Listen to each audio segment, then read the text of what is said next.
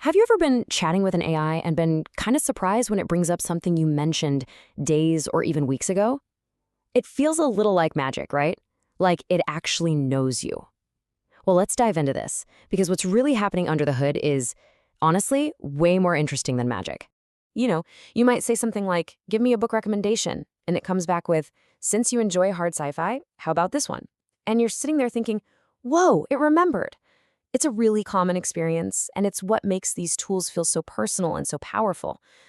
But there's a catch. The absolute core truth is that large language models, the LLMs that are the brains behind these chatbots, they have no inherent long-term memory. I mean, none. At all. They don't remember you, they don't remember your last conversation, they don't even remember the last sentence you typed. So how do we square that with our experience? Well, that's exactly what we're going to unpack.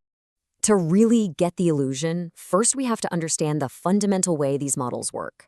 And the thing is, every single time you interact with them, they are, for all intents and purposes, starting from absolute zero. The technical term for this is stateless.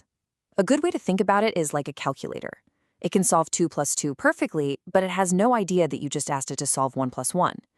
Each question is a brand new, totally isolated problem. The LLM has zero built-in awareness of the history between you and it. So here's the crucial point to lock in.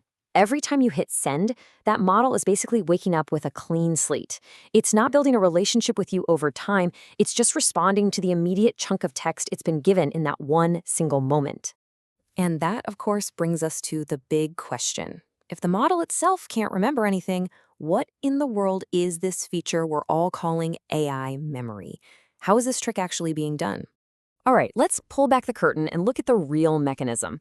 The memory you're experiencing isn't a feature of the AI model itself. Nope, it's a clever system that's built around the model.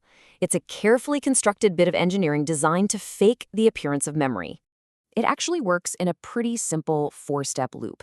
First, a piece of software, totally separate from the AI model, stores key facts from your conversation. Second, it summarizes or structures those facts. Third, when you send a new message, that system retrieves what it thinks is the most relevant bit of context. And fourth, and this is the most important part, it automatically injects that context right into your prompt before it ever even gets to the AI. If there's one thing you take away from this whole explainer, let it be this. What you perceive as memory is really just text. Old text from your past conversations that's being secretly added back into your new prompt. That's the whole magic trick. Here we can see exactly how it works. On the left, a normal, standard prompt. But on the right, this is what the LLM actually sees. The system has attached a little hidden note to itself, basically saying, hey, just a heads up, this user likes hard sci-fi. You never see this part. You only see the much more personalized result that comes out the other end. And this just brilliantly illustrates the final piece of the puzzle. To the large language model, there's absolutely no difference between the context injected by the system and the words you just typed yourself. It's all just one big block of text that needs to be processed right now. Okay, so now that we know the basic mechanism, it's really important to get that not all memory systems are built the same way. The specific architecture a company uses has a huge impact on how well it works and, just as importantly, how it fails. So there are a few common ways to do this. The simplest is just short-term context. It just uses whatever is in the current chat window. More advanced systems create a summarized memory, kind of like a running log of your chats. Others use retrieval-based memory, which means they search a whole separate database of facts about you. And some store structured preferences, like key value pairs for favorite color or city. Each one of these has its own strengths and weaknesses. This brings us to a super common frustration. If this is all just a straightforward software system, why is AI memory so unreliable sometimes? Why does it forget things, or get confused, or bring up details that are totally irrelevant? Well, the failures are a direct result of this mechanical process. A summary might get too compressed and lose all the nuance.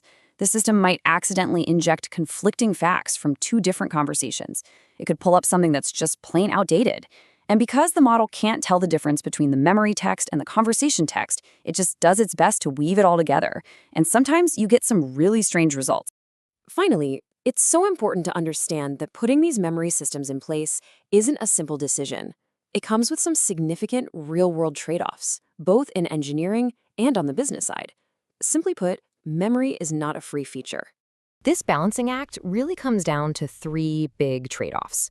First, there's cost. Storing and processing all this data for every single user is expensive. Second, accuracy. The more data you save, the higher the risk of injecting old, irrelevant information that actually makes the AI's response worse.